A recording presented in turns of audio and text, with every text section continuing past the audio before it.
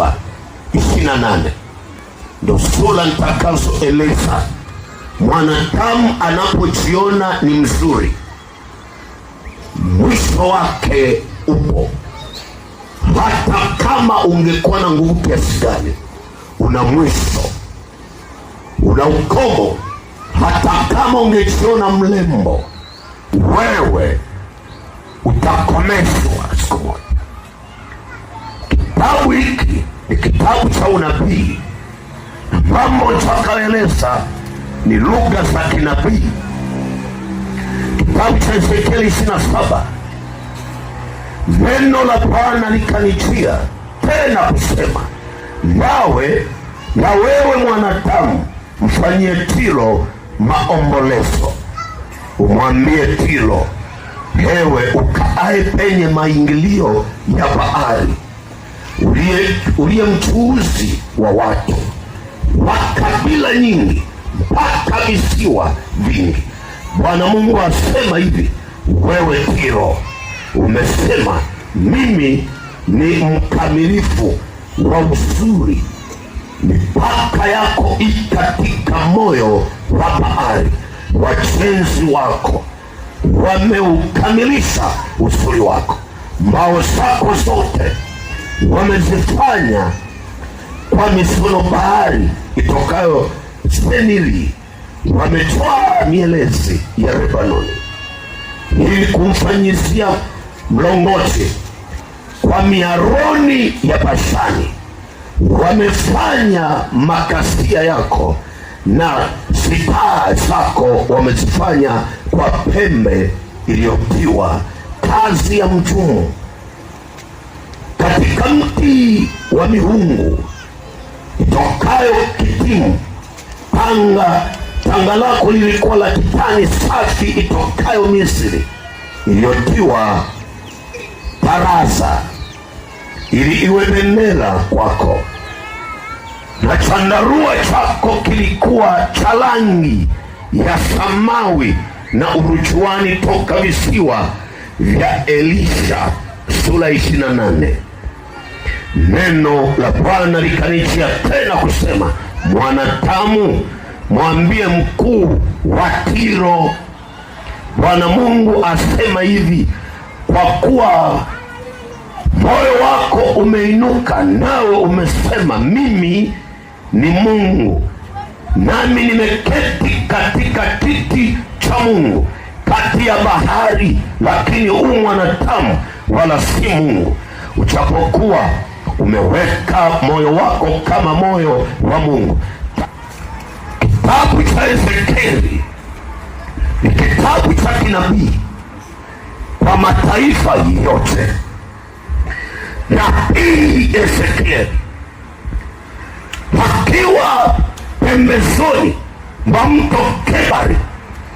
Kebari ni mto mkubwa uliokuwa ndani ya Babeli. Babeli leo tunaita ni Iraq. Sema Iraq. Babeli ilikuwa na mto wa pili unaitwa Kebari. Kebari. Ezekieli baada ya kukamatwa alikwenda pembezoni mwa mto Kebari akiwa anatafakari hatima ya taifa lake na watu wake wamekamatwa, wako Babeli. Kama ambavyo leo nahurumia taifa na dunia na Watanzania, hatima yao ikoje? Taifa yao yakoje? Hali zako wewe Mtanzania wasiona mzuri, lakini mwisho wako ni mbaya kupita kawaida.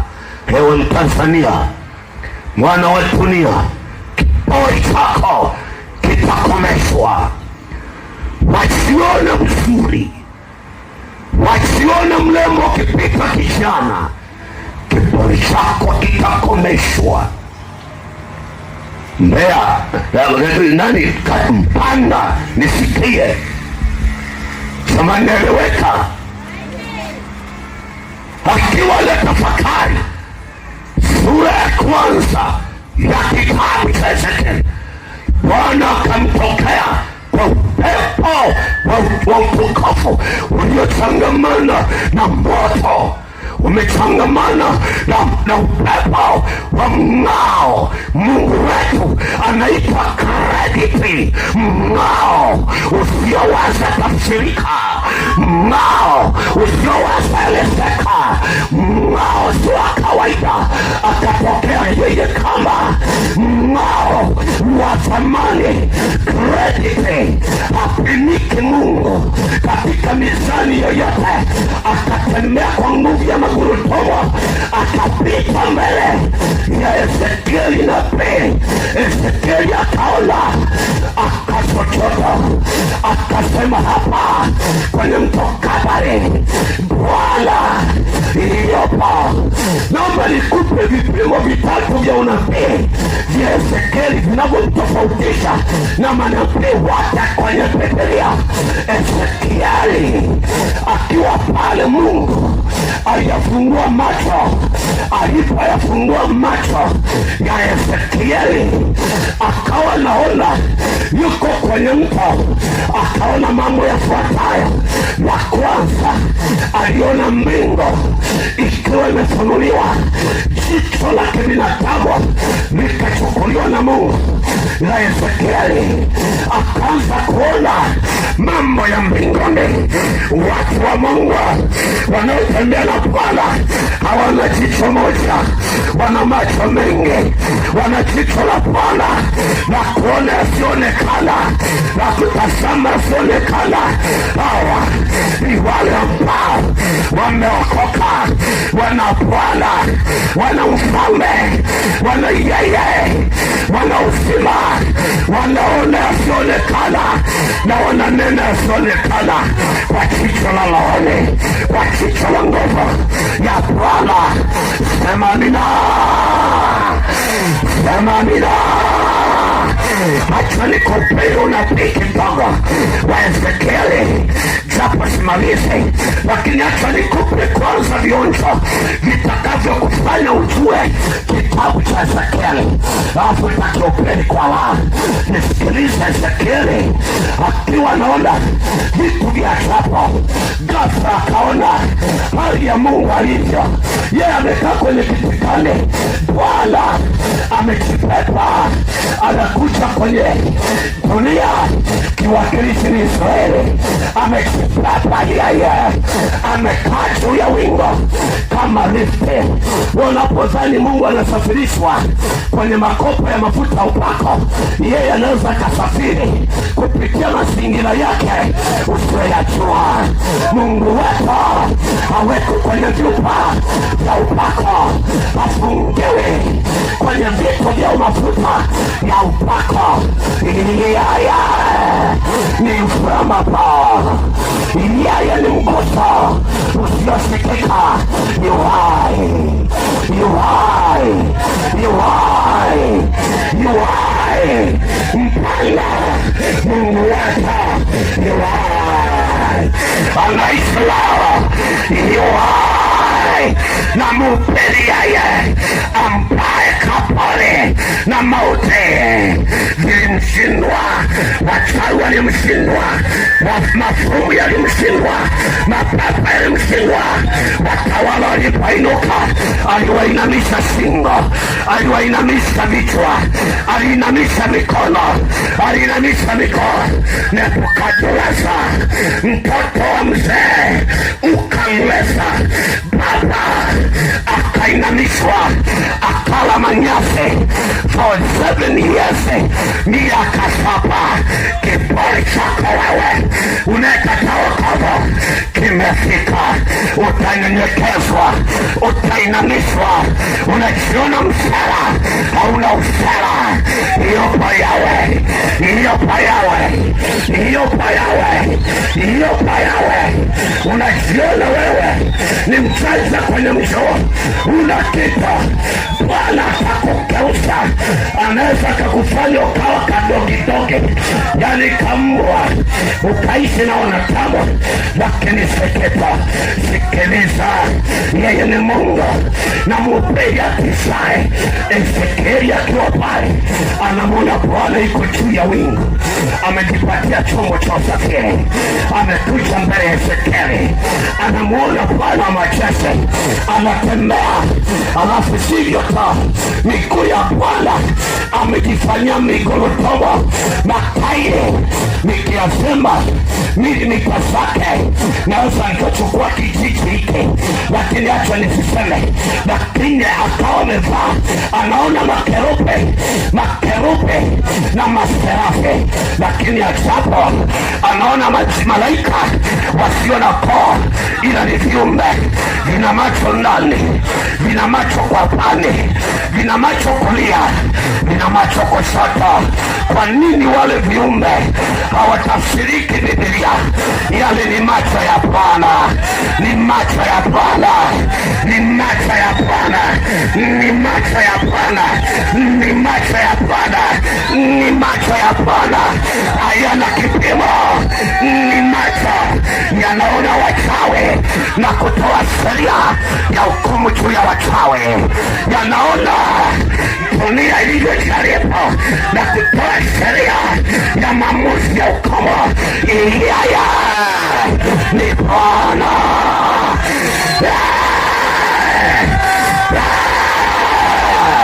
Ni Bwana. Wachawi wasikie, yeye ni Bwana.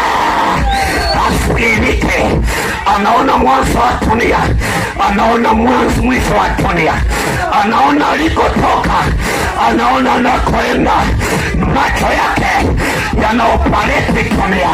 Ezekieli akachanganikiwa, ni kiumbe kali hiki. Ni Bwana. Oriamasapa, ni Bwana, ni Bwana, nasema ni Bwana. Mpanda, sema Yesu icho, sema Yesu cho, sema Yesu cho, sema Yesu cho. Ezekieli anapoona vile viumbe vinatembea kwenye magurudumu, halafu juu yake Mungu amekaa na chuyu, pana wingu lingine. Mzee amejitulizia, anaitembelea dunia, anatembelea Katadi, anaikabia Katadi, aone wakaidi, aone wenye kipore, aone wasomcha Mungu, aone mizimu, aone machifu, aone serikali. Amekaa juu. Ezekieli anatazama, hii ni mvutano, atafutua nchi, akasema ni Jehova, ni Jehova, ni Jehova, ni Jehova. Napita, akaona umeme unatembea, umeme unatembea. Leo utaona nguvu za Bwana, utaona uwezo wa Bwana. Ninamtukuza aliye hai. Nguvu zinapita katikati ya mto, zinatembea kwenye miti yako. Nguvu ya Bwana inaoparete. Ezekieli akasujudia. Ezekieli aliona maono haya kwa miaka 7 mfululizo, toka sura ya kwanza kitabu cha Ezekieli mpaka sura ya 3, miaka 3 mfululizo anaona maono haya, akionya Babeli na akiambia Babeli, mlituteka mkatupeleka utumwani. Babeli, unakuja wakati ambao Bwana mkombozi wa Israeli amenionekania, anataka kurejesha taifa. Ndio sababu ya kunipokea. Watu wangu hawataka utumwani. Nasema wewe hautaka utumwani. Yeye amekuja, yuko hapa. Bwana amekuona, Bwana amekuona. Mateso yako ameona, hali yako ameiona, maisha yako ameona, uchungu wako ameona. Ni saa ya kutoka. Yuko hapa, anatembea, anapita ndani ya nyumba na vyumba, anaona shida, mateso na wachawi wanaokuonea. Ni Bwana. Nasema ni Bwana, nasema ni mfalme, nasema ni mkombozi. wa Israeli, usiogope. Acha kiburi tu, acha kiburi tu, acha kiburi tu. Bwana amekuja.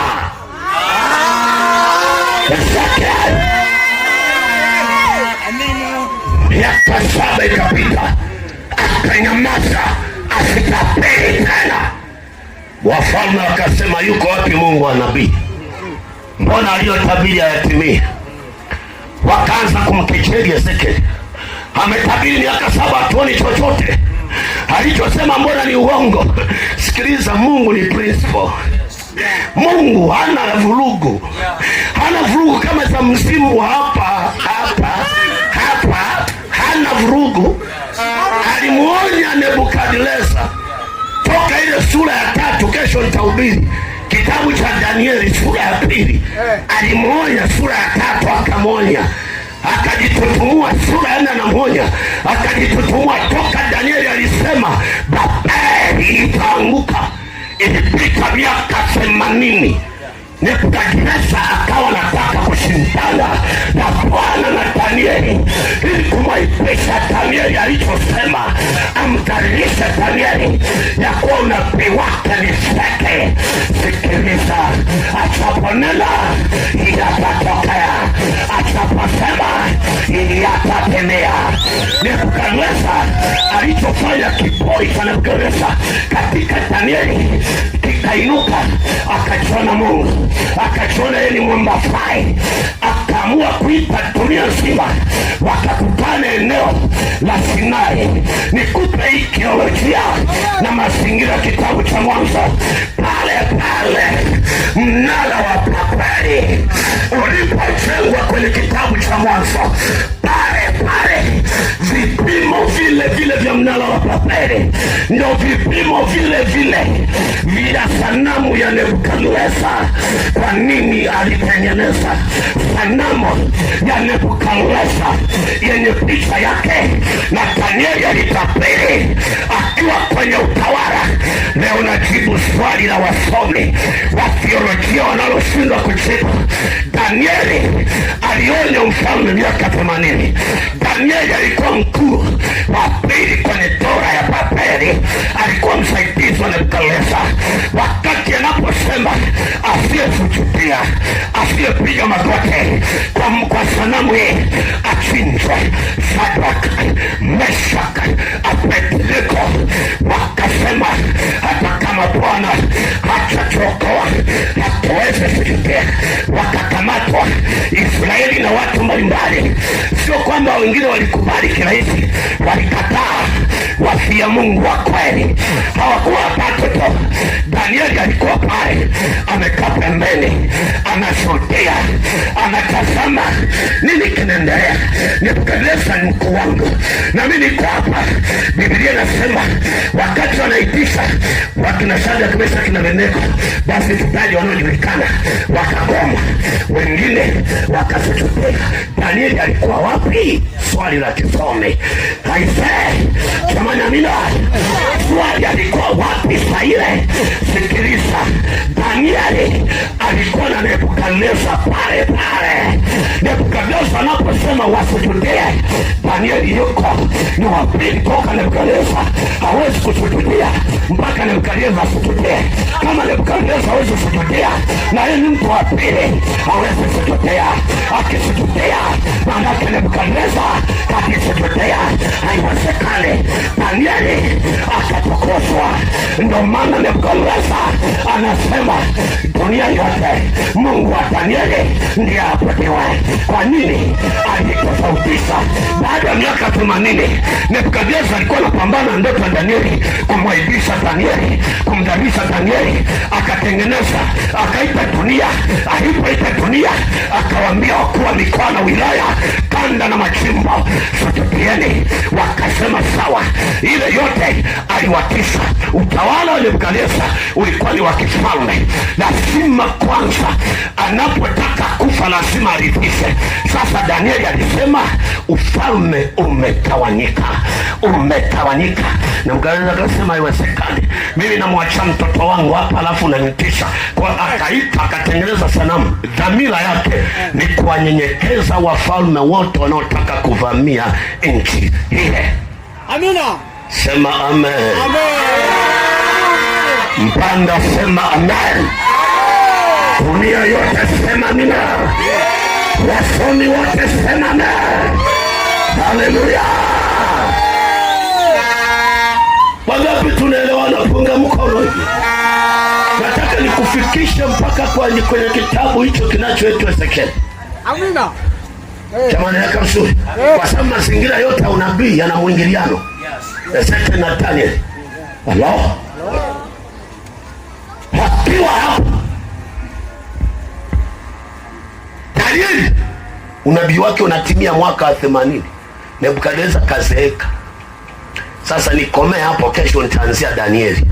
Amina. Nirudi Ezekieli kidogo. Amen. Sura ile Ezekieli anatapeli. Wakasema aliyetabiri mbona hatimii? Miaka 7. Miaka ambayo Ezekieli atabiri, alirudi shambani kulima mizabibu. Mwambie wenzako, wachungaji tunafanya kazi, hatutegemei sadaka zako, acha kiburi. Amen.